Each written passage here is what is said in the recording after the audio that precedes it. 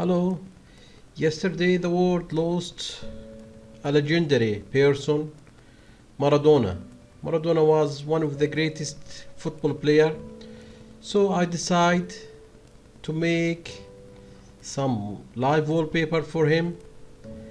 I made 10 live wallpaper. These wallpapers link will be in the description. The download link will be in the description. The wallpapers will be in rare. After you download each one, you click in it, right click, then extract files. After you extract the file, it will be like this. Then here we will use this file project.json. For example, when you open your wallpaper engine, right click on it, then tap change wallpaper, then tab from open from file, then find your file. Here it is, for example, then tab in project JSON and the wallpaper will work. Now let us see this wallpaper with each other, and the download links will be in the description.